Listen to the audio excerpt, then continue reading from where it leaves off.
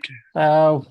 Welcome to everyone who's joining in on Zoom as well as live on YouTube. Today, we thought of kicking this off with an area that has been discussed in the realm of breast cancer surgery for many years, how to de-escalate axillary management. And I thought of inviting someone who is quite suitable to discuss this topic, especially in the UK.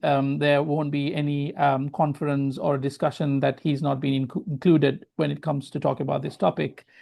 Mr. Amit Goyal, he's a consultant endoplastic breast surgeon and associate professor working for the University Hospital Royal Derby and Burton. He has been there for more than 15 years. He's been a part of the Cardiff University as lecturer in his early career.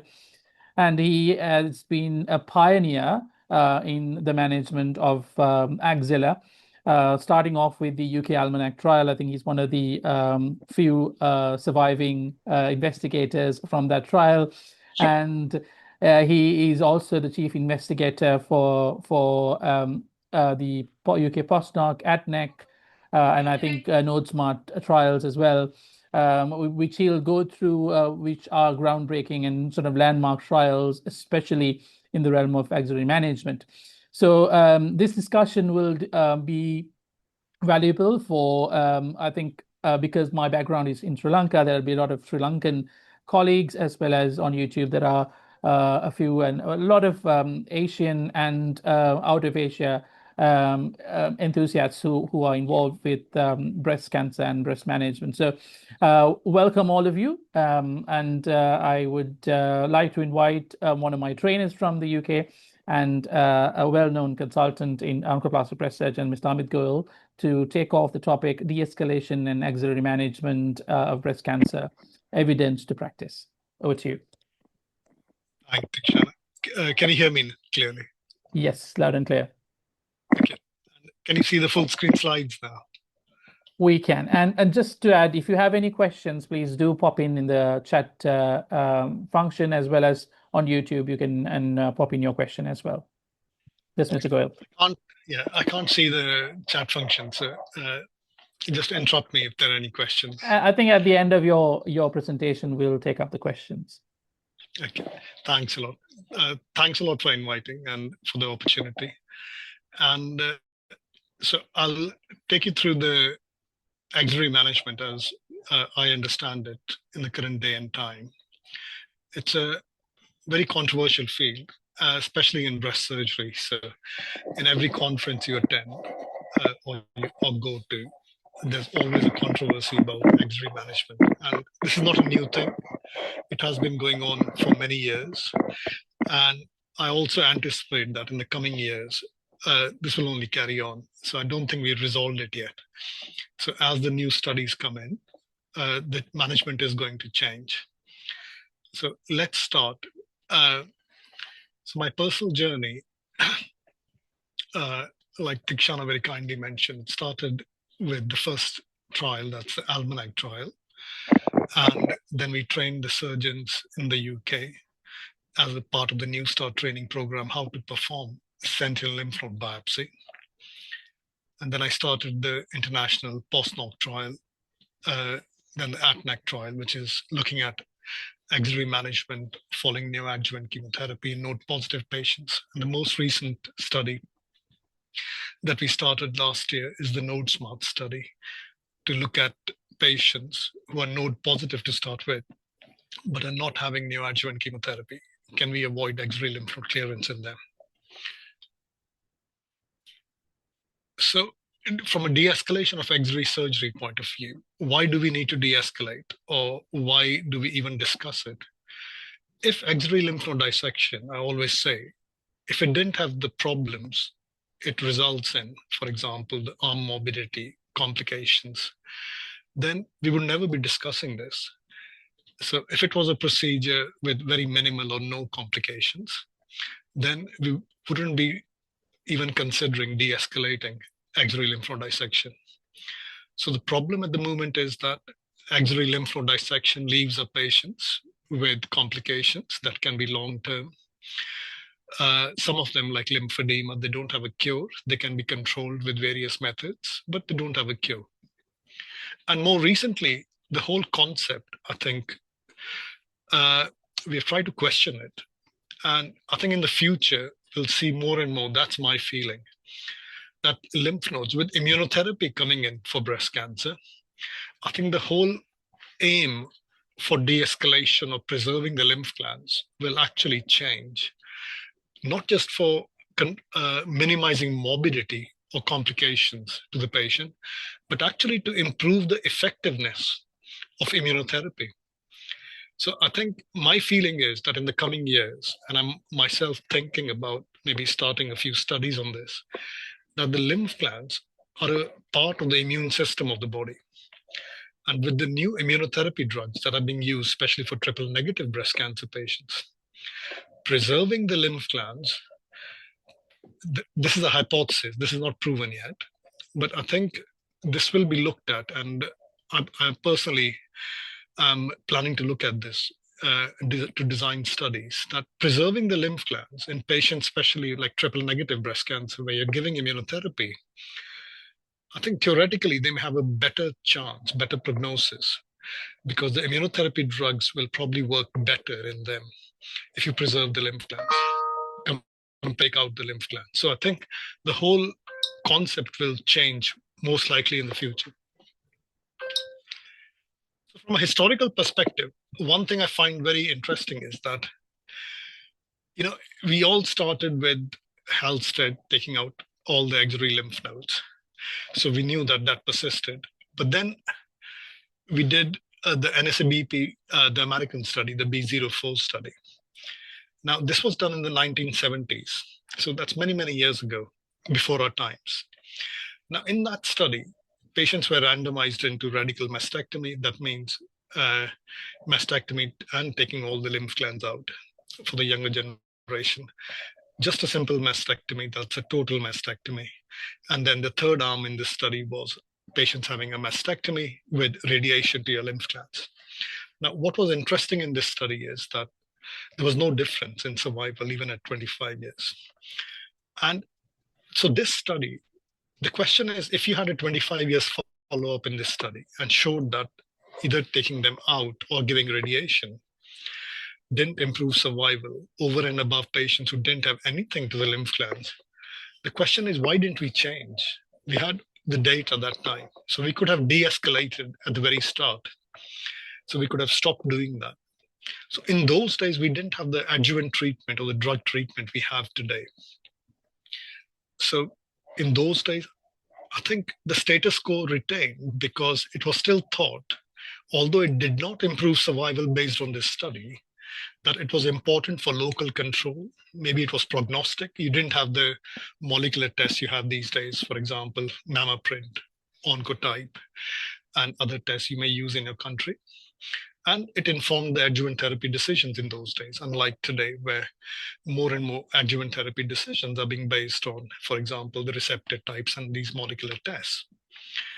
But this was established that it's a morbid procedure, but it carried on. So then the sentinel lymph node concept came in the 1990s.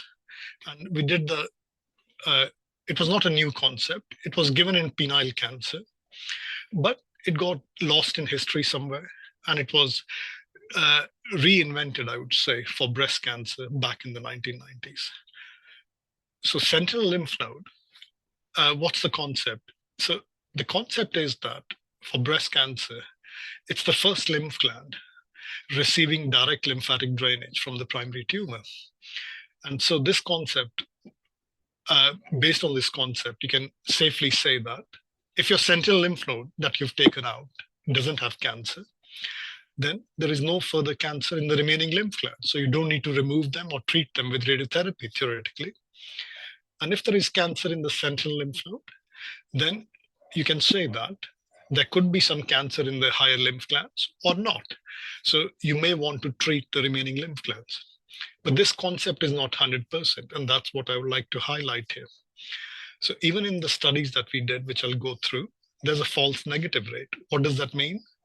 if I take a sentinel lymph node out, the chance that the sentinel lymph node is clear, but there is cancer in the higher lymph gland. So I've missed the correct lymph gland.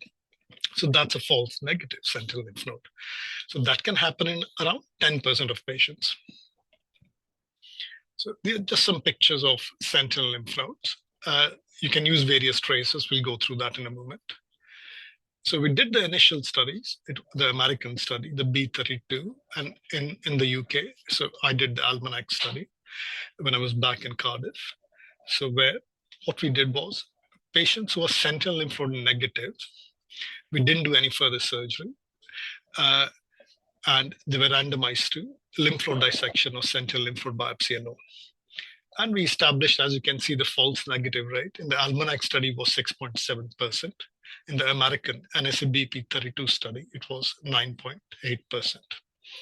So based on these studies, and when we published the Almanac results, we changed the whole treatment for breast cancer. So in the Almanac trial, we showed that the quality of life is superior in these women who don't have a lymph node dissection and just have a sentinel lymph node biopsy, and associated things like arm swelling, sensory loss, hospital stay, as we would expect. So these studies established that sentinel lymph node biopsy, instead of a lymph node clearance, should be done in these patients. And if there is no disease in the sentinel lymph nodes, you don't need to do anything else. The question was then in the UK that how do you train people? Because all the units till then, if they were not participating in the Almanac trial, they were still performing lymph node clearance or something which is very unique to the UK and some countries called 4-node sampling. So Americans don't understand that. So 4-node sampling, if you're not familiar in your country, is basically randomly, there seems to be some logic to it, that you take 4 lymph nodes out, sampling. So it's mainly by palpation. But it's not an American concept. So whenever I talk to them, they say, we have never heard of this. In the UK, it is still done, I'm afraid. So we set up a New Start training program to train consultants at the time. All of them were supervised. They were required to do a certain number of cases before they were certified to perform sentinel lymph node biopsy. And they were set the measures that they have to have a false negative rate of 10% or less and a sentinel lymph node identification rate of 90% or more. Now, after having established, so this is back in 90s and 2000s, that sentinel lymph node biopsy, there was no controversy there. For node negative patients, if the sentinel lymph node is clear, you don't need to do anything else. So then we took the concept a step further. Till then, if your sentinel lymph node was positive, then patients still had a second operation in most centers. So they went back and the surgeon performed a completion lymph node clearance. So took out all the remaining lymph glands. So we started thinking, now, can we do something differently for these patients? Because not all of them, when you went back and did a completion clearance, had more positive lymph glands. Some of them only had, for example, no positive lymph glands, but they only had the positive sentinel lymph node. Or some of them may have only one more positive lymph gland. So can we actually manage these patients differently based on the tumor burden? So almost like adapting your strategy to the tumor burden in the axilla. So then, and why we could think that? Because we had improvements in systemic treatment, drug treatment, improvement in radiation, and we also had oncotype, mammoprint, and other things that had cropped up. So our reliance on the total number of lymph nodes with cancer became less and less from oncology point of view to decide adjuvant treatment. So the first logical step would be, how do we define tumor burden in the axilla? And the first thing that was used was the size of metastasis in the sentinel lymph node. So if it's more than 2 millimeters, if you see on my right-hand side, so that's a macrometastasis. And anything less than that was defined as micrometastasis. I will not go into isolated tumor cells at the moment. So what about if we start with micrometastasis? Do we still need to clear the axilla for these patients? So we had the two studies, the IBC-SG, the European study, which was the largest study, and then you have the smaller study. So I'll not go into the smaller study. In the larger study, patients with micrometastasis were randomized to having lymph node clearance or no lymph node clearance. And they didn't have any radiotherapy to the armpit in the sentinel lymph node biopsy alone arm. And this trial showed, along with the smaller study, that the results were the same. If you look at the sentinel lymph node biopsy alone arm and the lymph node dissection arm, the results were the same. For axillary recurrence or for survival, there was no significant difference, and for disease-free survival. So based on this, you could say very confidently that patients who have micrometastasis in your sentinel lymph nodes, you don't need to do anything else to the remaining lymph glands. You don't need to dissect them out. You don't need to give them radiotherapy. Now, just to put this into perspective, that both these studies, the largest study and the smallest study, they had very few mastectomy patients, so less than 10%. So there was a word of caution in those days that maybe, I think, for mastectomy patients, we should just be careful because these studies did not include many mastectomy patients. So then what do we do next? So having answered the question for micrometastasis, it was logical for researchers to proceed with the question, can we do something differently for macrometastasis? That is, as I mentioned previously, where the size of the metastasis is more than 2 millimeters. Now, there were two studies back in 2010s that were set up. The Z11 study, that's the American study, that looked at patients having breast-conserving surgery and who had 1 or 2 positive lymph nodes, whether we need to do lymph node clearance or not. And the AMAROS study that looked at patients with 1 or 2 positive nodes, whether we can replace lymph node clearance with radiotherapy to the axilla. Now, both these studies had some limitations and problems because not all the patients included had macrometastasis. And we'll go through that in a moment. So AMAROS study, the question they were asking is, can you replace lymph node dissection with radiotherapy to the axilla? And they were not confined to macrometastasis, and that's one thing which many people forget. They also included micrometastasis, and the tumors were very small. Initially, when the study was designed, they were limited to up to 3 centimeters in size in the inclusion criteria. It was only later on in the study, when the study was not recruiting, they slightly relaxed the criteria. So if you look on this slide here, if you look at 82% or 80% of the tumors were only up to 2 centimeters in size, and very few patients had tumors more than that. And again, majority of the patients had breast-conserving surgery. And if you look at the number of involved nodes, again, this is a very good or low-risk patient. So almost 78 or 75% patients only had 1 positive node. And the interesting thing is the macrometastasis. So only around 60% patients had macrometastasis. Otherwise, 40% had either micro or isolated tumor cells. And we know from the previous study that we discussed, the European 2301, that micrometastasis, you don't need to do a lymph node clearance anyway. So the study's AMAROS study got a bit diluted because of that. And this study showed that if you compare lymph node dissection with radiotherapy arm, there's no difference. For some reason, the second primary cancers were much more in the radiotherapy arm, a fact that has not been discussed many times. It's almost omitted. They were never able to explain that, why this happened. But this is something that you should keep at the back of your mind. And one reason why radiotherapy is being advocated instead of lymph node dissection after AMAROS study is, if you look at the lymphedema rates, so almost half in the radiotherapy arm compared to the clearance arm. Now, some may argue, I think from our own practice as well, that actually you may not see lymphedema as high as you see here in the AMAROS study, in the lymph node dissection arm.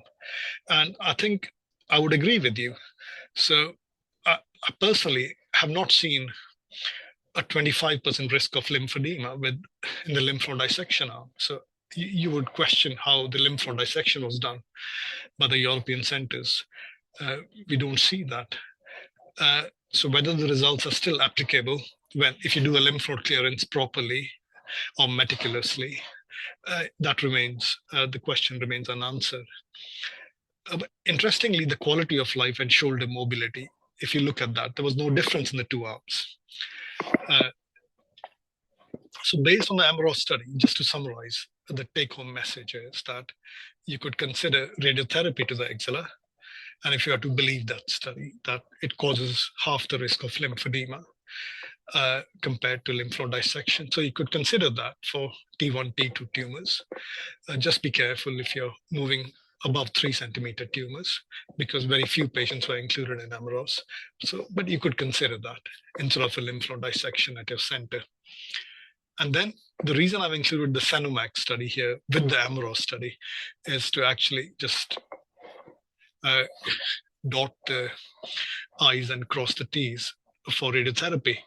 The Senomac study was published in the last 1 or 2 years, 2024.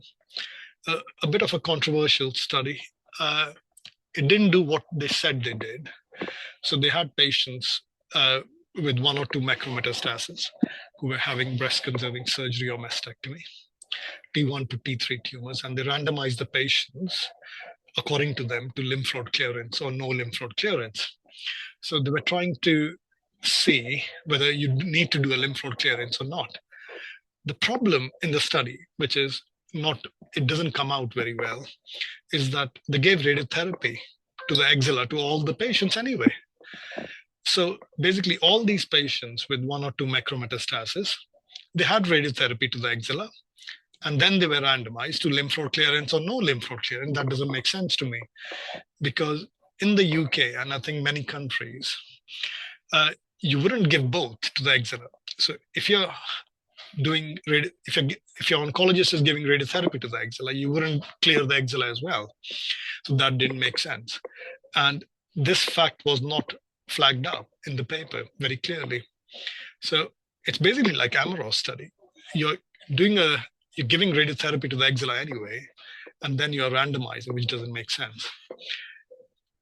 The only thing, a take-home message from this study is that they included a significant number of mastectomy patients. So if you see here, around 35, 36% mastectomy patients were included. So you could say that combining AMROS study and Senomac study, maybe you can consider radiotherapy to the axilla in a patient with macrometastasis, 1 or 2 macrometastasis, in a mastectomy patient safely as well. That's all you could conclude from this study. Nothing else. And the study, not surprisingly, didn't show any difference, because you wouldn't expect to, because you're giving radiotherapy to everyone anyway. So I'll skip that. So this is just the finding that I summarized previously, that the only take-home message for me is that the number of mastectomy patients that was small in AMROS study, it was 35 to 36% in Senomac study. So you say that radiotherapy is an appropriate alternative to consider instead of a lymph node dissection in these patients. So then we come to, okay, so till now we have established that for micrometastasis, you don't need to do anything else to the axilla. For macrometastasis, based on Senomac and AMROS study, you can probably consider radiotherapy as a replacement for lymph node dissection. So then the logical third step would be, actually, do we need to do anything else at all? Can we not do anything? Don't give radiotherapy to the axilla. Don't do a lymph node dissection for these patients with 1 or 2 macrometastasis. So that was the Z11 study that started by doing that, or they intended to do that, but it never happened. So it randomized patients who were having breast-conserving surgery to lymph node clearance or no lymph node clearance. So I've just highlighted in that box a few key points. Although it's a practice-changing, or I would say thought-changing study, which then led to other studies like POSNOC and other studies. So it changed our way of thinking.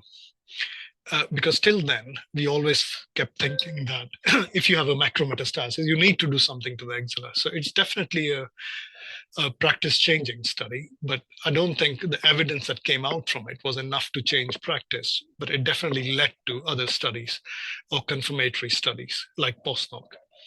The problems with this study, or the limitations, I would say, that half the patients had macrometastasis, but other half had either micrometastasis or isolated tumor cells. So that didn't make sense because the European study had already shown that we don't need to do anything for micrometastasis. And again, the radiotherapy issues, that half the patients or more than that, they had radiotherapy issues. What I mean by that is that if they were randomized to a no lymph node dissection arm, they still had some sort of a radiotherapy to the armpit. And we know from the AMROS study and the Sentinel study that if you give radiotherapy to the axilla instead of a lymph node dissection, then it's non-inferior to that. And there were issues with follow-up as well. And the study never completed its recruitment, probably because it was a thought-provoking and thought-changing study. But the 10-year results published from this study showed there was no difference in patients who had lymph node clearance versus who didn't have lymph node clearance. But it did not change the practice in our country, in the UK. And if you look at, I definitely know for India, when I visited there, it didn't change practice back in India as well. So that led us to establish the POSNOC study. So as a confirmatory study to address the limitations of Z11 study. And what we did was we randomized patients with 1 or 2 macrometastases. We didn't allow any micrometastasis. So it was a purist study, I would say. We allowed extranodal invasion. We allowed mastectomy patients. And you have to remember, Z11 did not include mastectomy patients. And we randomized patients to axillary treatment or no axillary treatment. So if they were randomized to axillary treatment arm, they could have either lymph node clearance or radiotherapy to the axilla, not both. If they were randomized to systemic therapy alone arm, there was no treatment given to the axilla. So no radiotherapy to the axilla, no lymph node dissection. And we have around a median of 8 years follow-up. The results will be ready in July, so in a few months' time. And we are hoping to present it end of this year and publish it end of this year as well. So this will be a confirmatory study that will address all these questions. Now, the next step is, the next question which came to my mind is, fine, but what about these patients who are not having neoadjuvant chemotherapy? I don't know in Sri Lanka whether you do ultrasound scan at presentation, but in the UK, all these patients seem to have an ultrasound scan at presentation. And so if they have a FNA or a cord biopsy proven lymph node metastasis, I'm afraid they move to lymph node clearance at the moment. So the question was, the ultrasound scan and the radiologists are getting better. So just because a patient has 1 or 2 abnormal nodes on the ultrasound scan, should we be doing a lymph node clearance? I mean, one would argue that, fine, these patients have more tumor burden, so they're more likely to have more than 2 macrometastases when you do a lymph node clearance. So they wouldn't fit the criteria for either POSNOC, Z11, or AMROS. So we should. But then to address this, what we did was, we did our own, it was a regional study that we published many years ago, almost 10 years ago. So what we showed is that, yes, overall, the tumor burden is more in these patients compared to the sentinel lymph node positive patients. But if you look at the bottom line here, so these are patients with 1 or 2 macrometastases after a completion clearance in total. So 40% of patients, if you see, still only have 1 or 2 positive nodes. So we are over-treating these patients. So by AMROS, we could have probably given radiotherapy to the axilla if we had done a sentinel lymph node biopsy and decreased the risk of lymphedema. And if you believe when the POSNOC publishes later this year, these patients could potentially avoid any axillary treatment if POSNOC was to show that no axillary treatment is required. But the challenge is, how do you identify these 40% of patients? from the 60, the remaining 60% will have high burden disease. So then we designed our next study. But before that, I'll just show you. So our data is very compatible with data that was published after us by Sloan Kettering. And that showed as well that 43% of patients who had a positive node at the very start on ultrasound scan actually only have 1 or 2 positive nodes on lymph node dissection. And we counted the number of abnormal nodes on ultrasound scan then. Could that predict the tumor burden in the axilla? And the answer was yes. So patients with 1 or 2 abnormal nodes, what we found is that their tumor burden in the axilla is less. So if you restrict yourself to T1 or T2 tumors, and this is a meta-analysis that was published a few years ago that showed that, again, the predictive value, the sensitivity and specificity for 1 abnormal node on ultrasound scan. So it showed that it can predict the tumor burden. So, and that's the whole basis that for NodeSmart that we set up last year. That if you have a patient with a T1, T2 tumor and only 1 or 2 abnormal nodes, rather than doing a lymph node clearance, you could do a sentinel lymph biopsy and take the marked node out as well. What do you mean by that? So that's a concept called targeted axillary dissection that is being used in the post-neoadjuvant setting. So there you mark the abnormal node that has cancer. You can use any technique that you prefer. We at Derby, we use black dye. So in Sri Lanka, you could use the technique that is available there for you. A black dye is very cheap. So if it's there, you could use that. And you could use a simple clip as well. So you do a sentinel lymph node biopsy and take the marked node out as well. So that's called targeted axillary dissection. If you're planning to use the black dye at your center, we have some YouTube videos that we've set up for you. You could watch them and use them in your practice. In India, many people have gone to black dye after seeing my videos. It's very cheap. You can procure it in Sri Lanka as well, I hope. So you only have to inject 0.2 to 0.3 ml in the node that you've biopsied. Inject in the cortex, don't inject in the tract or around the node. And the injection can be done at the time of biopsy or at a separate visit. So for the NodeSmart study, this is what we've set up. So patients with T1, T2 tumors with up to 2 abnormal nodes, they have a sentinel lymph node biopsy and removal of the marked node. The surgeon has to take at least 3 nodes out. And the reason for taking 3 nodes out is to help you assess the tumor burden. Because if 3 out of 3 are positive, then you would go back and clear the axilla. But if only 1 or 2 are positive, then you can give radiotherapy to the axilla instead, based on AMROS study, till post-hoc reports. And if once post-hoc reports later this year, if it shows you don't need any further axillary treatment, then you don't need to do anything else in these patients. And how do you mark the node? Marking is as per the ATMAC trial protocol that you can access online. So you use a Dibble tracer technique to do your sentinel lymph node biopsy, preferably. You can mark the node using any technique and take at least 3 nodes out, like I mentioned previously. You don't have to mark every abnormal node, but if your radiologist or your MDT is uncomfortable, so for example, if on ultrasound scan you see 2 abnormal nodes, and if you feel uncomfortable, just to reassure yourself, you can mark both nodes, and the surgeon may feel more reassured in removing both the nodes. But you don't need to do that because you'll be removing at least 3 nodes anyway. So this is where we stand with upfront targeted axillary dissection. I think the terminology is a bit confusing because it has axillary dissection in it that causes confusion, even at my center. I think a simpler technology that I would recommend is targeted sentinel lymph node biopsy rather than a targeted axillary dissection. And it's much more simpler than doing a targeted axillary dissection after neoadjuvant chemotherapy, because you're not facing the problem of shrinkage of the node and the clip migrating from the node because of neoadjuvant chemotherapy. So it's much more simpler technique. And you don't require any special training because surgeons who are used to doing sentinel lymph node biopsy and taking nodes out, so it's a very similar technique. So just to summarize, so this is the treatment flow chart that we follow in the UK. It's just been finalized. I have written this section for the UK ABS guidelines.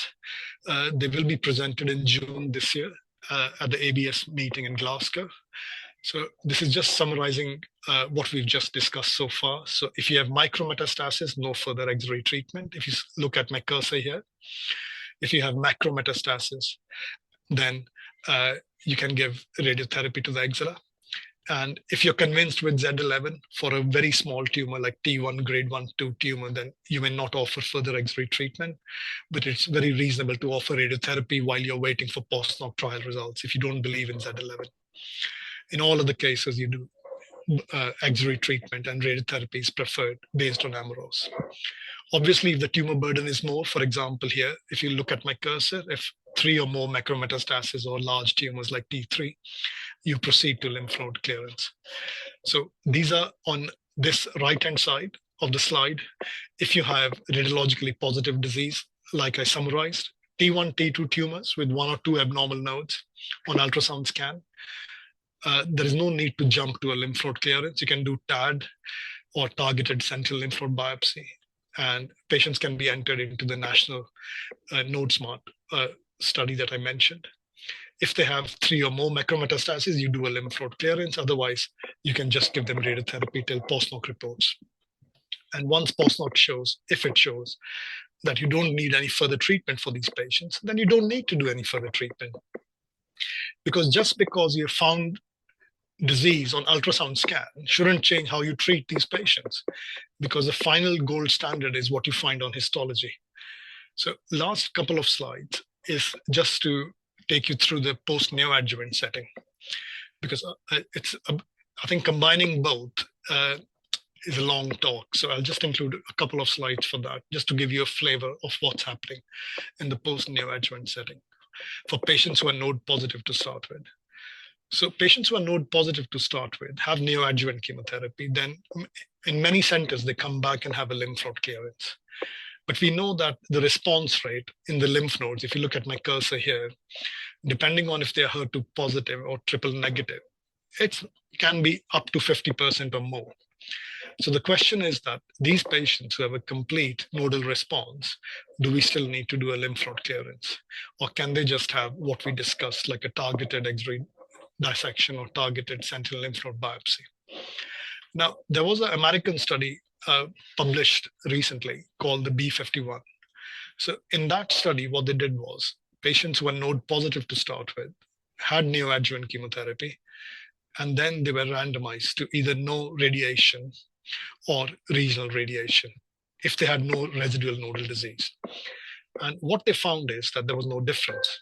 So that study potentially showed that if you have a complete nodal response, you don't need to do anything to the axilla.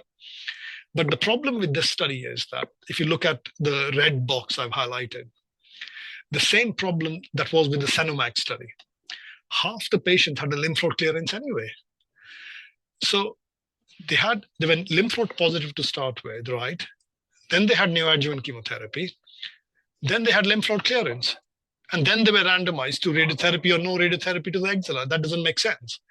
Because if you've done a lymph node clearance anyway, why would you randomize to radiotherapy or no radiotherapy to the axilla? Because I wouldn't give radiotherapy to the axilla anyway. And that's the problem with this study. So you can't take the results on how they, I would say, advertise the results. And this is not brought out in the paper, I'm afraid. So that's the reason you can't believe this study, that half the sample size had a lymph node clearance anyway. So that doesn't give much confidence in the study. So the ACNEC study that I'm doing in the UK, and it's in Ireland and other countries as well. So it's, again, a confirmatory study. So where patients who are node positive to start with have neoadjuvant chemotherapy, then they have sentinel lymph node biopsy or targeted sentinel lymph node biopsy. And if there's no disease, they're randomized to radiotherapy or axillary treatment or no axillary treatment. They don't have a clearance. So this study, we already have around 800 patients randomized. We have more than 90 centers in the UK, and we will have the results in a couple of years' time. So till then, this is my last slide, just to summarize how I think the post-neoadjuvant chemotherapy treatment decision for node-positive patients. So sentinel lymph node biopsy and remove the marked node after neoadjuvant chemotherapy. If you have no disease, then still we need to give radiotherapy to the axilla or randomize an ATNAC trial in the UK, where patients will be randomized to no radiotherapy or radiotherapy. If you have residual disease, if you have isolated tumor cells, again, I think based on some non-randomized studies published or presented recently, you can consider radiotherapy rather than jumping to a clearance. But otherwise, for micron macrometastasis, post-neoadjuvant chemotherapy, because this is chemo-resistant disease, you would still consider lymph node dissection. Thank you very much. Thanks, Theekshana. So these are just some final thoughts that I've summarized in the conclusion slide. Just to say that, I think more data is accumulating. So we'll see a change in axillary management in the coming years. But I think we've got so far. I would be happy to take any questions. I'll stop sharing my screen. Thank you very much, Mr. Goyal. I think that's an excellent presentation, plus an excellent start for this webinar series. I'll just go through a few questions. One of our listeners have asked if a surgeon has removed only 2 nodes with sentinel node biopsy, and if those 2 nodes are positive, doesn't say whether it's macro or micro or ITC. If the tumor is T1, T2, what is the option? I think you've covered it, but just to answer this question. Yeah, I think the question you probably want to ask here is, which I often get, is that if 2 out of 2 are positive and the surgeon has only taken 2, how do you know that if the surgeon had taken third one out as well, or a sample? The one thing I think you have to be clear is that, which doesn't get discussed much, is do most patients have 3 sentinel lymph nodes? The answer is no. So if you look at all the trials that we publish, Almanac, New Start, the median number of sentinel lymph nodes is around 2.2, 2.3. So most patients won't have 3 sentinel lymph nodes. So if you're taking at least 3 nodes out, like I mentioned, for node smart, for upfront TAD or upfront targeted sentinel lymph node biopsy or post-neoadjuvant chemotherapy, the third node is most likely is the one that you go to old-fashioned sampling. So you're going by feel and taking the third or the fourth node out. So 2 out of 2, I think the concern in your mind probably is that I've only taken 2 out, both are positive. Now, how do I know that the third one was positive or not? Because I've never taken it out. So, but based on the data at the moment, combining the AMROS and the SENOMAX study, you could consider that T1, T2 tumor with 2 macrometastases, you can consider radiotherapy to the axilla if you wish. But just to give you a practical scenario here, I myself had a patient yesterday in the MDT. So this patient had, I think it was only 1 abnormal node on ultrasound scan, had a core biopsy positive disease, but had I think T2 tumor. So we did a targeted sentinel lymph node biopsy. We didn't jump to a clearance in this patient. So the histology, when we discussed it yesterday, came back as 2 out of 4 nodes positive, right? But both of these 2 nodes had extranodal invasion. So the question in our MDT we discussed is that actually both nodes have extranodal invasion. And the tumor, instead of being T2 now, on histology, it was 6 centimeters, unfortunately. So it became a T3. So what would we do? Now, do we apply the SENOMAC and AMROS results and just give or offer radiotherapy to the axilla, or at least discuss it? Or do we go back and do a clearance? So on balance, we decided as a MDT that we go back and do a clearance, because now the burden of disease I'm looking at here is both nodes have extranodal invasion, and plus it's a 6 centimeters tumor. So then we decided, no, I think we wouldn't be discussing radiotherapy to the axilla, we'll do a clearance. So I hope that helps you, that it's not black and white, but consider it as a whole, I think. So if these nodes have extranodal invasion, then you may be, or your oncologist may be a bit reluctant to offer radiotherapy to the axilla. But if there's no extranodal invasion, maybe, and it's a T1, T2 tumor, then you can consider radiotherapy to the axilla based on Amaros and Senovac. Thank you very much for that. This is a question that, I mean, in our setup, there are different guidelines in play in our setup. So this is probably why this question is coming up. If pre-neoadjuvant, a patient has a negative axilla, what is the axillary management post-neoadjuvant? Yeah, so in our setting in the UK, if the patient is node negative at the very start, so if you're doing an ultrasound in Sri Lanka for axilla before they start neoadjuvant chemotherapy, then in the UK, we would recommend just doing a pure sentinel lymph node biopsy. Is that what you do there? Or is that something else you recommend? No, in our setup, we go for neoadjuvant and then do a sentinel lymph node biopsy. It was so that's fine. So yes. That's consistent then. Yes. So you do a sentinel lymph node biopsy. Yeah. There was different schools of thought at one point where people consider doing pre-neoadjuvant sentinel nodes, but mostly now we are consistent. So we used to do that in the UK as well. So till a few years ago, I think the pre-neoadjuvant sentinel lymph node biopsy, still some centers would consider that, and but now no center does that. Yeah, they've moved away from that. If I may ask now, we do have an issue with tracers. We don't have the dual tracer most of the time, like 90%, 95% of the time we use just the blue dye, and it's not the patent we use. That's fine. I'm quite used to this because I travel a lot, and so I think that means Sri Lanka is not very different from India then. Yes. Because I was visiting AIIMS New Delhi a few weeks ago, and so I learned the same thing, that in India as well, they hardly have radioisotope in any of the centers, and they mostly use blue dye, and patent blue is very costly, so India doesn't have it. So what blue dye do you use here? Methylene blue. Yeah, so that's what India uses as well.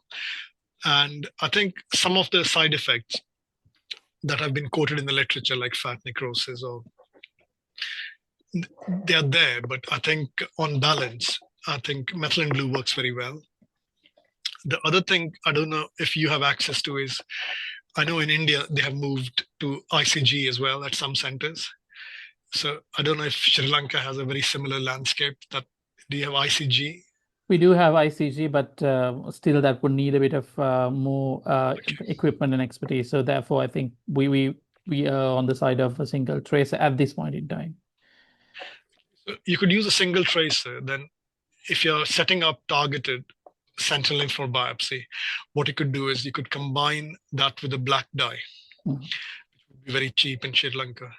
And you could ask your endoscopy, people who do endoscopy and mark the polyps, what dye they use to mark the polyps. And my guess is they'll be using the black dye. Yeah. So that's how when I did the first study to optimize or set up the protocol for black dye node marking, I went to our endoscopy suite here at Derby. I checked what they used, and I then contacted that particular company that, can you actually load this? They used to load it in 5 ml syringes. So I negotiated with the company to make a 1 ml syringe to load a pre-filled syringe. And they did that in the UK. Another question. If you do not find a sentinel node biopsy, we rarely come across this situation where you can't find the sentinel node biopsy, especially with single technique. What is your step in the UK? What would you do? Yeah, so we do 4-node sampling. I don't know if that is recognized in Sri Lanka. So it's 4-node sampling is basically, just to put it in a very simple or plain language, is you go by feel. And so you palpate and look for 4 nodes. and you take them out. So we don't jump to a clearance. And the other thing you could do is, rather than jumping to a full-fledged clearance, if you're not comfortable with 4-node sampling, you could maybe just do like a level 1 clearance rather than doing a full-fledged clearance. Hopefully that will save some essential lymph nodes for the patient and decrease the risk of lymphedema and arm morbidity. Thank you very much. Why I asked it, I myself practice the 4-node sampling since I've been in the UK. Why don't we now, for example, when we are using the single tracer, we often come across either 1 or 2 nodes. Right. So why don't we really practice? I come up with this question: why don't we really practice the 4-node sampling sort of as a completion, feel for at least 2 more nodes and complete the 4-node sampling? That's it. Yeah, that makes sense. And if you look at, I published around 3 papers now for this, for Almanac trial, and then the New Start training program, where I showed is that the false negative rate, even for sentinel lymph node biopsy, if you take only 1 out or 2 out, it is still more, but it only drops down significantly if you take at least 3 or 4 nodes out, even for sentinel lymph node biopsy.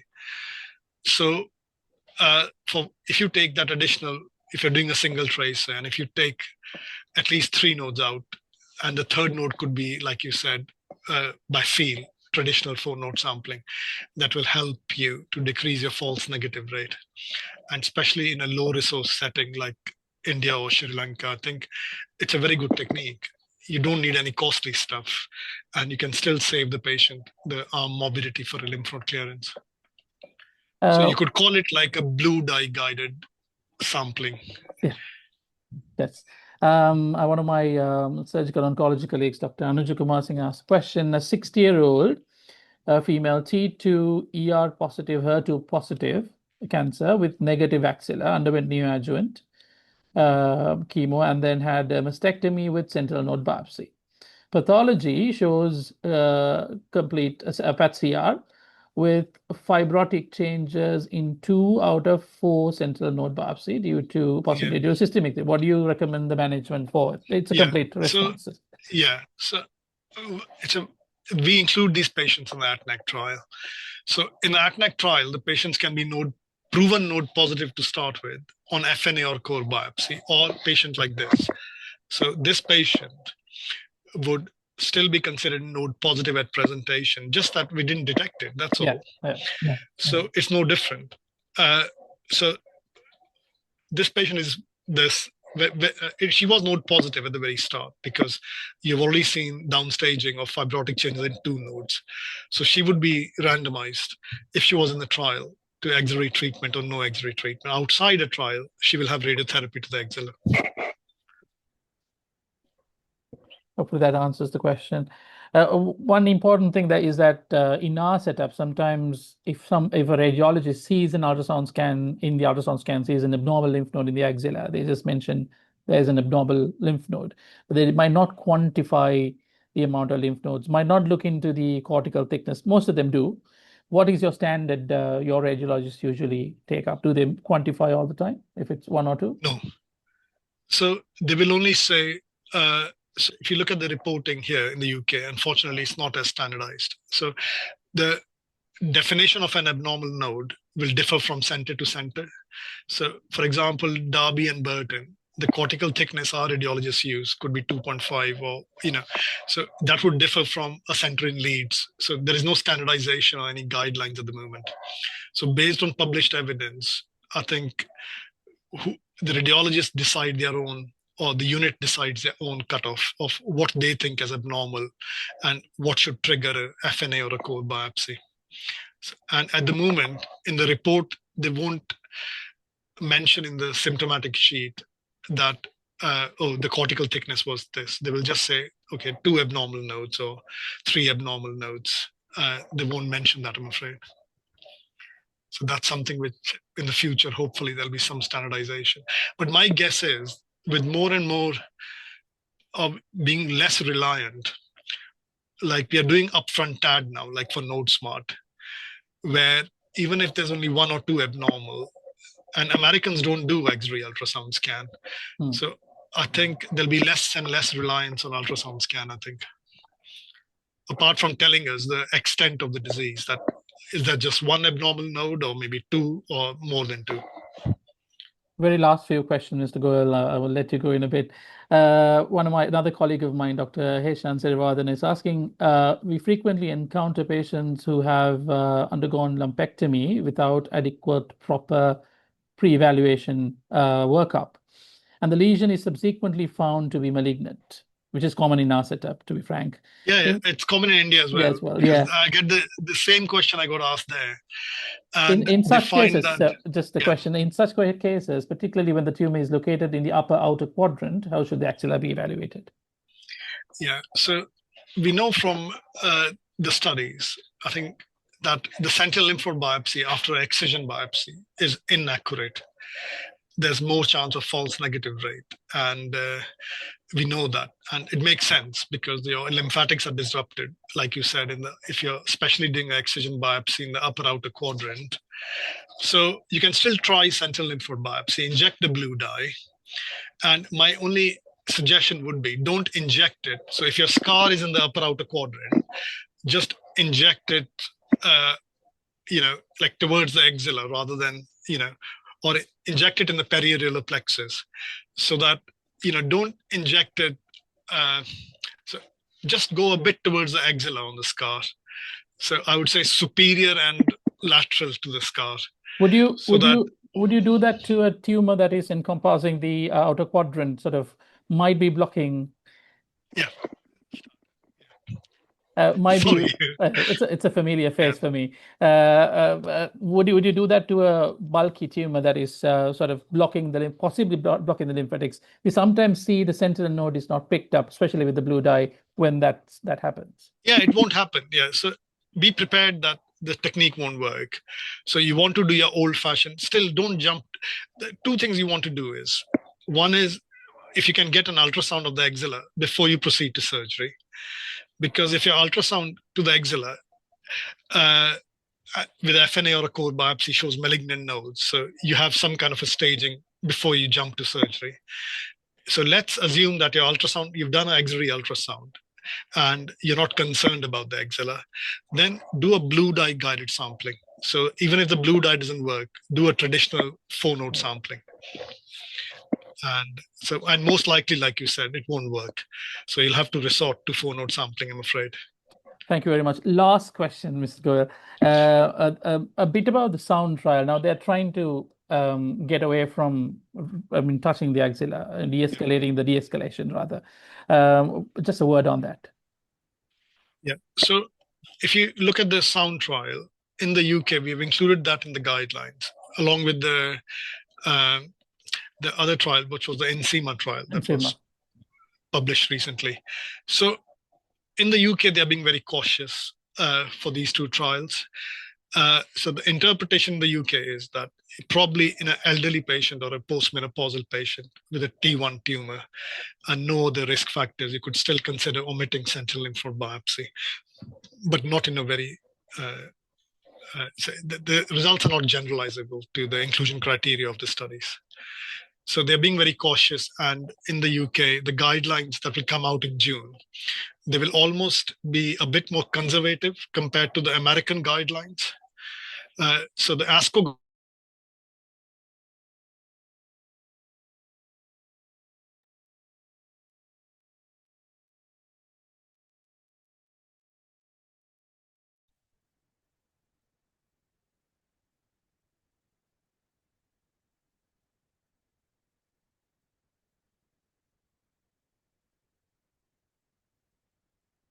Mr. Goyal?